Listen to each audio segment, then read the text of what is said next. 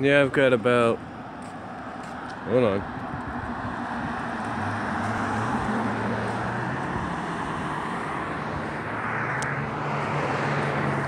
Yeah, I've got about 22 minutes before my bus arrives, but I thought I'd do this hopefully with no interruptions, and sorry for the bad connection right now.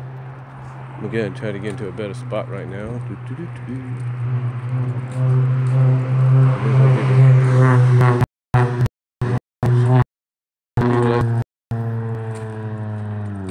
Hold on.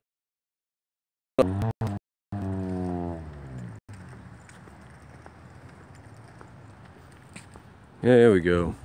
I have to get in a good connection area or somewhere.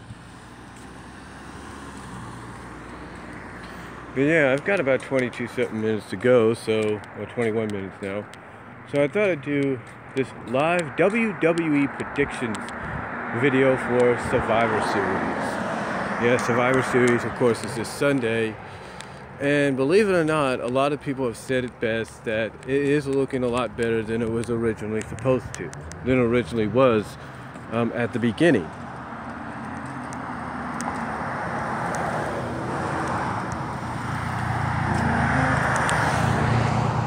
And what I mean by that is the fact that originally Survivor Series didn't look like it was going to be a watchable pay-per-view or event. Whether you were watching it through the network, pay-per-view, or attending live, it wasn't going to be a good event. Now, all of a sudden, to a bit of higher ground, Brian. Yeah, I know that.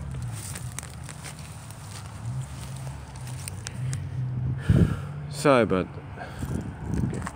But viable pay-per-view. Nobody was interested. Now all of a sudden WWE, I think, has heard somebody. Either Vince McMahon has heard what the people have said. Here's what I think happened. I think Vince McMahon heard the negative reaction that not just the fans were giving, but everybody, insiders, alumni, critics, even those working alongside him, were all giving him the same reaction of like, seriously, Vince, you're going to go in this direction with Survivor Series? Are you out of your mind? So I'm thinking what happened is he ended up hearing all that, and then you have people like Triple H and maybe Stephanie and Shane being like, look, you need to change this up or else you're going to have a very pathetic pay-per-view on your hands, a very sorry pay-per-view on your hands. So he had to do what he had to do, and I think he did probably what needed to be done to save Survivor Series as it is. But now the question is, how will this event go? Which direction will we go in with this event? You know, how will it play out? And quite honestly, the scenarios are up in the air. But with that said, I've got a feeling we will get an additional Survivor Series match added. Mostly, I think we're going to get ourselves a tag team oriented Survivor Series match. In other words, just like last year, we're going to get the tag teams that right now don't have a match on each brand. We're going to have them involved in some kind of Survivor Series branded match as well. Either that's going to be on the kickoff show or it's going to be on the main show. So it remains to be seen. But let me check my time here. Okay, I got about 17 minutes. But with that said, 17 minutes before my bus arrives. But with that said, let's take a look at the matches. First of all, let's look at the kickoff show match that's currently assigned to the kickoff show. That being the Cruiserweight title match, Enzo against Kalisto. You see, now here's the thing. We don't know what WWE plans to do with Kalisto as, you know, with, not Kalisto, but with Enzo as champion. Apparently, he gets ratings for them. You know, apparently. You know, he gets ratings for them, so he gets viewership on not just Raw, but on 205 Live. But the question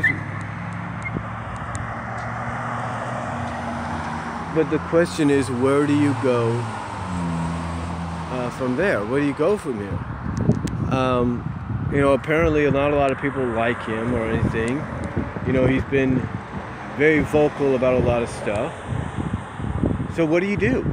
Do you keep the belt on him because he keeps viewership, he keeps eyes on your product, on certain products you want them to have eyes on? Or do you put the belt on somebody that fans would rather feel is more suited for that championship in Kalisto? My honest opinion, I can't really say. Enzo and Kalisto is a toss-up, especially as far as kickoff shows go. But if I was WWE, I'd probably put the belt back on Kalisto because, you know, Enzo may be getting you ratings, he may be getting eyes on your product. But the thing is, nobody really believes him to be a good champion.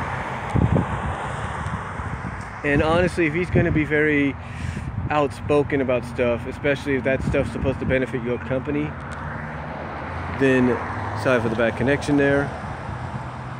I'm gonna go back a little bit. There we go. Somebody apparently was on my phone. But if he's gonna be that bad mouth about certain things that's supposed to help benefit your company, then I'd probably get the belt off him as soon as possible. I'd probably get the belt off him as soon as possible, but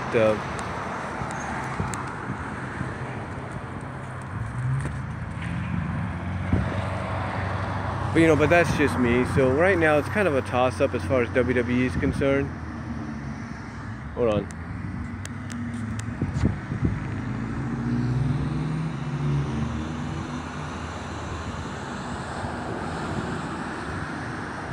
Well, like I said, it's kind of a toss-up as far as WWE is concerned.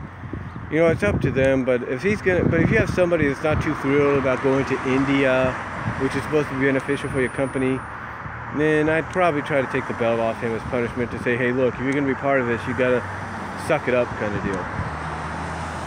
So, again, it's up in the air what WWE wants to do. Alright, now as far as the actual card goes, right now, like I said, we have 2 Survivor Series elimination brand Raw vs. SmackDown matches, with the possibility that we'll get a 3rd one involving the tag team. What tag teams there are left to put in there. But yeah, I think we'll get one more involving tag teams. But with that said though, let's take a look at the first champion versus champion match, which I think is going to kick off the show, and that's The Miz and Baron Corbin. Not a lot of people are too thrilled about this match, and honestly, I can't blame them. You know, Miz and Corbin are both heels. You know, who are you supposed to cheer for? You know, some people might say, well, you could cheer for Corbin because he's a lone wolf. He's supposed to actually, except for right now, be a lone wolf. Supposed to be his own man. Supposed to be like, I don't give 2 blanks about anything about myself kind of deal. So, could he be the one you cheer for?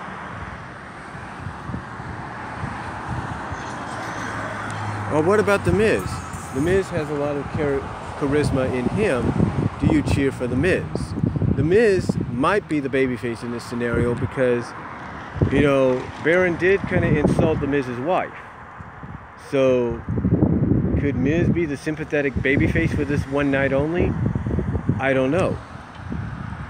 You know, will the fans be bored out of this? Will they chant boring or BS or whatever? Will they chant CM Punk's name? Who knows? Who knows what they're going to do during this matchup? Maybe Miz and Baron Corbin might surprise us. I'm not saying they won't. I'm not saying they will or they won't. But the question is, where do you go with them? What direction do you go and who do you put over? That's another toss-up. I mean, if I'm WWE and I want to... Hold for that. If I'm WWE and I want to probably get SmackDown over as a decent brand, and if I'm WWE and let's say I want to get my U.S. Championship over, my U.S. Champion over as being like one of the guys I'm trying to build my company on, then I go with Barrett. But if I'm more focused still on someone giving me some goodwill and good publicity, I go with The Miz. So again, just like with the kickoff show, which is for the Cruiserweight title, this champion versus champion match is also up in the air. So I don't really know. Alright, the next matchup is the Usos against The Bar, Sheamus and Cesaro.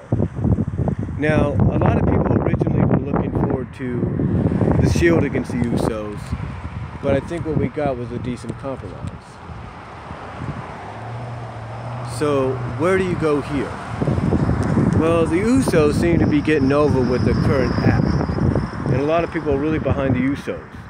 Some are behind The Bar a bit, but but I think from a popularity standpoint, if not a sales merchandise perspective, I think the Usos are probably the more successful out of the two teams.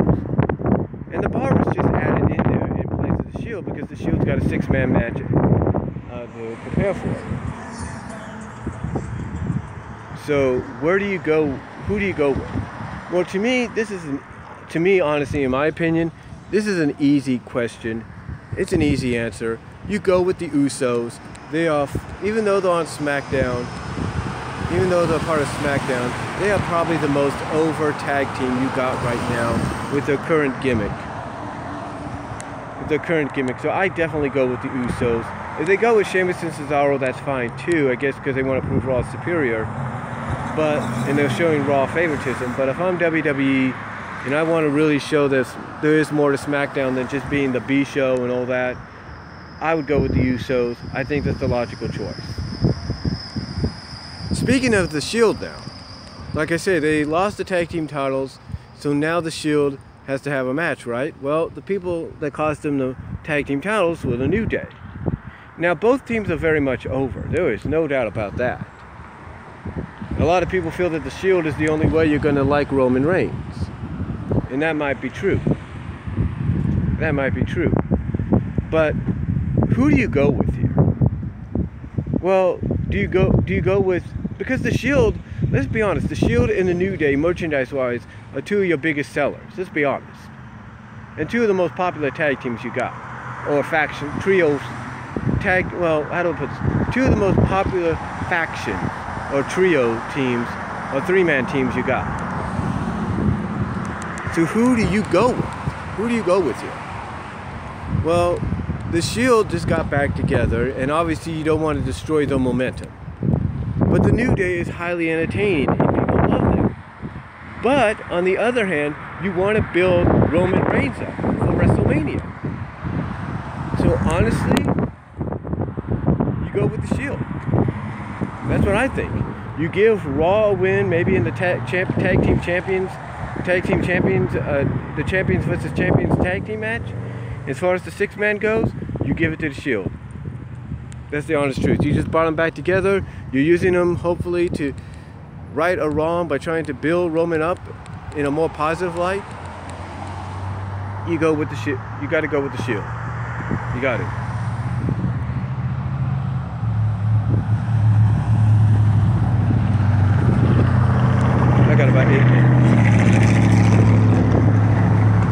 I got about 8 minutes.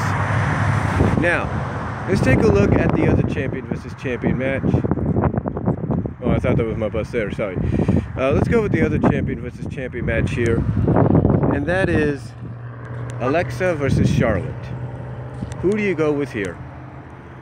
Well, Alexa is very over, maybe politically backstage will.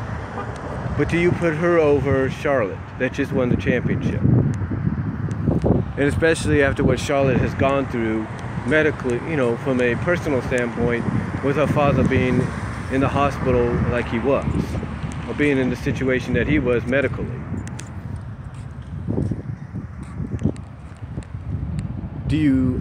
What do you do here? Honestly, I think you got to go with Charlotte. I really do. And I'm not just saying because she's a Flair and all that, but sympathetically, and if not in a more over way than Alexa is.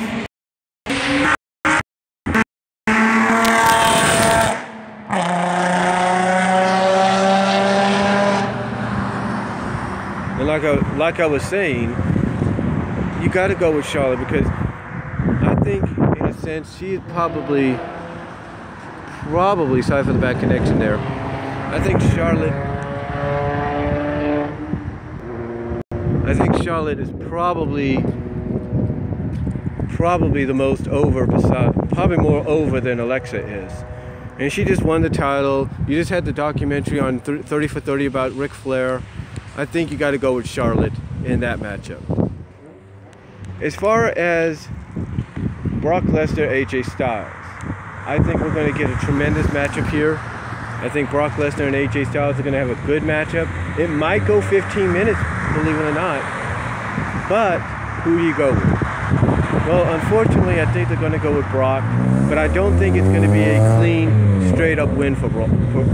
I really don't. I think what's going to happen is AJ is going to look like he's on the verge of victory, and Jinder Mahal is going to end up interfering. It's going to distract AJ. AJ is going to get caught and then F5 because of it.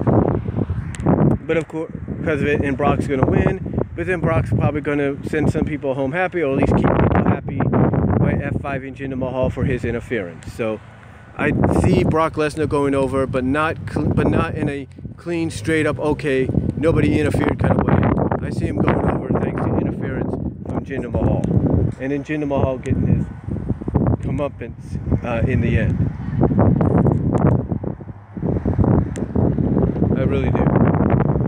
Now, as far as the other two matches go, and I'm sorry for any interference that may happen here, but as far as the other two matches go, the women's match, the women's Survivor Series elimination match, that's kind of up in the air. But if I'm WWE, now I got to go over here to get a better connection. There we go. But if I'm WWE, and I got 5 minutes before my bus arrives, but if I'm WWE, this is another toss-up in a sense. It is. It really is a toss-up.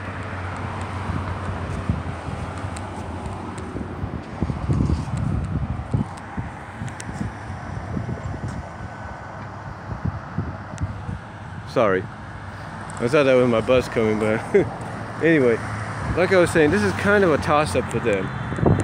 Because on one end, you don't want to, you have one team that has Asuka, and you don't want to derail Asuka's momentum. And on the other hand, you have an unknown factor as who's going to be the 5th member of the SmackDown women's team. So I don't know exactly what they're going to do with the women, but if I was to guess who the 5th member is going to be, I think a lot of people are pretty much predicting Paige, because that would be one way to throw Raw off and kind of show from a storyline perspective that Becky's a little smarter than Alicia is. So I think Paige will be part of the women's SmackDown team. But as far as what brand they're going to have go over, I think they're going to let Raw get this one because, you know, they got Asuka and they don't want to derail Asuka's momentum. As far as the men go, that's a toss-up right there because you got a lot of different scenarios that need to play out. Like, if Raw loses, is Kurt going to lose his job? You know, stuff like that. You got all these different scenarios. You know, Shane McMahon, you know, stuff. His situation with Owens and Zayn. What happens there? We don't really know. That's a toss-up that's got many outcomes that can come of it. Again, right now, this is a toss-up. Really, it is. This is like the 3rd toss-up right here. Honestly. And again, I do see some scenarios happening during this matchup. I see Kane interfering to get back. Kane interfering and probably costing Raw some momentum because he wants to get at Braun Strowman. I can see Owens and Zayn costing SmackDown some momentum because of the disdain for Shane. I can see Jason Jordan costing both Triple H and his dad, you know, in the matchup by causing them both to be eliminated because he got kicked to the side by Triple H and his father didn't do nothing. So there's a lot of scenarios that could play out. So honestly, when I look at the men's 5-on-5 Survivor Series match, it's a toss-up. Depending on where they go, it's a toss-up. So that's all I can really say on my live WWE Survivor Series 2007 predictions. Sorry for any interference that occurred during this, stream-wise and all that. But that's just what I think is going to occur. Let me know what you guys think. Let me know what you think down below. What do you think will happen in the Survivor Series? Comment down below. Tune in to the Lexman's live predictions tonight for the NXT TakeOver War Games and his live Survivor Series predictions tomorrow. But those are just my predictions, my thoughts on how things will play out on Sunday during Survivor Series. Let me know what you guys think. I gotta head to my bus stop, get ready for my bus to arrive in just a moment, or a few moments. But let me know what you guys think down below. Comment if you like, and I am out. Oh, and thank you all for watching live and post live.